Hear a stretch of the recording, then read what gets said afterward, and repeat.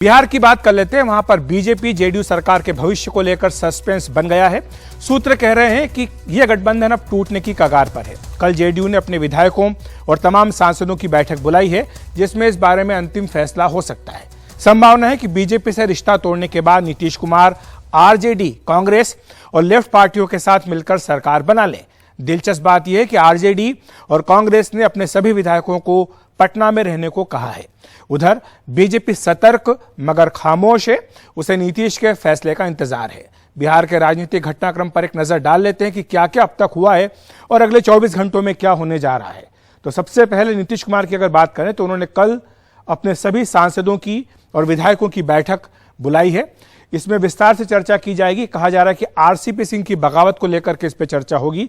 और इस बीच जेडीयू ने आरोप लगाया है कि बीजेपी उसे तोड़ने की कोशिश कर रही है और जेडीयू नेतृत्व कल बैठक में संपर्क साधे गए विधायकों से को पेश कर सकता है, यानी ऐसे विधायक को पेश किया जा सकता है जिनके बारे में दावा करेगी जेडीयू कि बीजेपी ने महाराष्ट्र के फार्मूले को अपनाते हुए जिस तरह से वहां पर शिवसेना को तोड़ा, यहां जेडीयू को तोड़ने की कोशिश की जा रही है और कुछ विधायकों से संपर्क किया गया। ऐसे विधायकों को कल इस बैठक में पेश किया जा सकता है। ये एक महत्वपूर्ण जानकारी है। और साथ साथ इस बीच बीजेपी के खिलाफ जेडीयू नेताओं की आक्रामक बयानबाजी लगातार चल रही है। इसमें हाल ही में बीजेपी अध्यक्ष जेपी नड्डा ने जो एक बयान दिया था उसे भी जेडीयू की ओर से बड़ा मुद्दा बनाया गया है।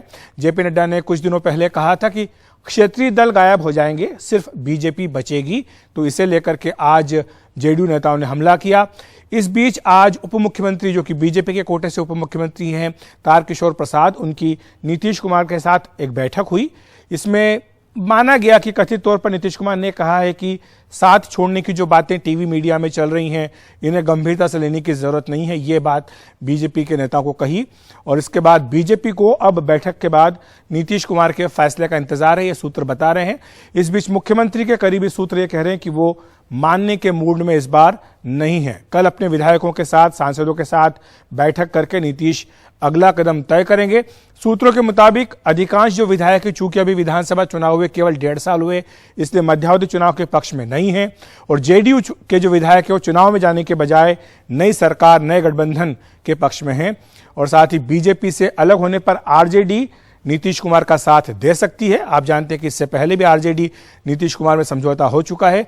आरजेडी, जेडीयू, कांग्रेस और लेफ्ट पार्टियों की ताकत जो है बहुमत से काफी ज्यादा है। तो ये कल एक संभावित तस्वीर इन आंकड़ों से बनती हुई दिखाई दे रही है। इस बीच ये भी एक तस्वीर बन सकती है कि शायद बीजेपी और जेडीयू में पैचअप हो जाए, जो मतभेद हैं उनको सुलझे लिया जाए। लेकिन अभी तक इस तरह कोई गंभीर कोशिश होती हुई नजर आ नहीं रही है। और सवाल ये उठ रहा है कि आखिर नीतीश कुमार नाराज क्यों हैं? 8 बड़े कारण, उन पर एक बार नजर डाल लेते हैं कि बीजेपी नीतीश कुमार की मांगों को नहीं मान रही है। वो चाहे जितनी उनकी मांग किसी भी चीज को लेकर हो, चाहे मंत्रिमंडल गठन को लेकर हो, चाहे स्पीकर को लेकर हो, उन्हें बीजेपी ने नहीं माना है। चाहे सुशील मोदी की भूमिका को लेकर हो, नहीं माना है। इसीलिए नीतीश कुमार नाराज हैं। दूसरा कारण यह है कि वो विधानसभा के स्पीकर को तुरंत हटाने की मांग कर रहे हैं। उनके साथ उनकी पटरी बिल्कुल नहीं बैठती है और स्पीकर और नीतीश के बीच अक्सर तनातनी होती है। और एक बार तो ये विधानसभा के जो फ्लोर है उसके ऊपर भी देखने को मिली थी। 2024 का लोकसभा चुनाव बीजेपी चाहती है कि विधानसभा चुनाव, लोकसभा चुनाव एक साथ करा लिया जाए बिहार में, लेकिन नीतीश कुमार इसके पक्ष में नहीं है। और साथ ही बीजेपी के कोटे से अपने मंत्री चुनने वाली बात भी उन्हें वो चाहते हैं कि मानी जाए कि बीजेपी के जो मंत्री वो भी वही चुने। बिहार बीजेपी पर जिस तरह से गृह मंत्री अमित शाह का नियंत्रण है, इससे लेकर भी नीतीश कुमार नाखुश बताए जाते हैं।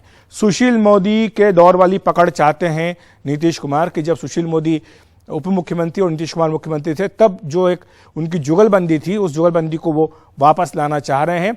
और साथ ही जेडीयू से केंद्र में 2 मंत्री पद की मांग की थी, बीजेपी ने उसे नहीं माना है। यह भी उनकी नाराजगी का एक बड़ा कारण है। और अगर नीतीश कुमार पलटते हैं, इस तरह से बीजेपी से रिश्ता तोड़ के आरजेडी के पास जाते हैं, तो कोई नई बात नहीं है, क्योंकि इससे पहले भी कई बार वो पलट चुके हैं। उनका पलटने का इतिहास रहा है। 1996 में लालू प्रसाद से अलग होकर उन्होंने समता पार्टी बनाई थी। 1996 से 2013 तक वे बीजेपी के साथ रहे। 2013 में जब बीजेपी ने मोदी को पीएम कैंडिडेट बनाया तो उसका विरोध करते हुए वो बीजेपी से अलग हो गए। 2014 में 20 साल बाद लालू प्रसाद के साथ वापस चले गए, उनके साथ गठबंधन किया। 2015 में लालू प्रसाद के साथ बीजेपी को हराकर सरकार बनाई, लेकिन 2017 में लालू प्रसाद से आरजेडी से अलग हो गए और बीजेपी के साथ आ गए और सरकार बनाई। फिर 2019 का लोकसभा चुनाव, 2020 का विधानसभा चुनाव बीजेपी के साथ मिलकर लड़ा, प्रशांत किशोर को उपाध्यक्ष बनाया, फिर हटाया। तो ये इस तरह के फैसले उनके होते रहते हैं। अब जो अंक गणित है बिहार विधानसभा का, उस पर नजर डाल लेते हैं कि संभावित समीकरण क्या हो सकता है और मौजूदा समीकरण क्या है। बिहार विधानसभा में कुल सदस्य जो हैं वो 243 हैं। बहुमत का आंकड़ा यहां पर 122 का है। और अभी जो स्थिति है जिसमें कि बीजेपी जेडीयू सरकार चल रही है, बीजेपी दूसरे नंबर की सबसे बड़ी पार्टी है 77 विधायकों के साथ, जेडीयू के 45 विधायक है और कुछ अन्य भी उनके साथ है। तो इस तरह से उनके पास 127 बहुमत का आंकड़ा है।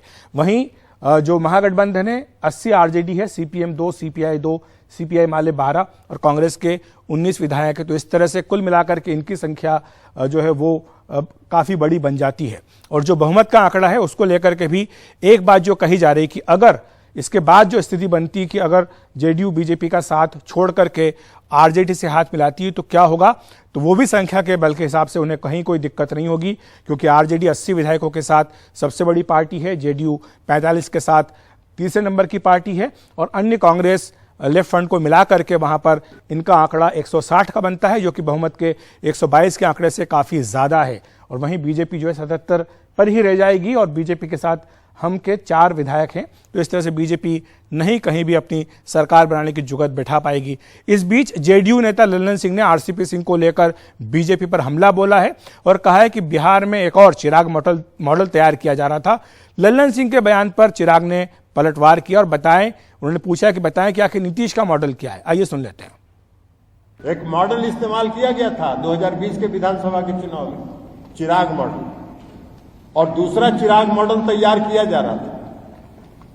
लेकिन कभी अगर होगा आगे तब बताएंगे कि षड्यंत्र कहां कहां हुआ और कैसे कैसे हुआ। भैया अगर चिराग मॉडल की बात कर रहे हैं तो चिराग का तो मॉडल विकास का मॉडल है।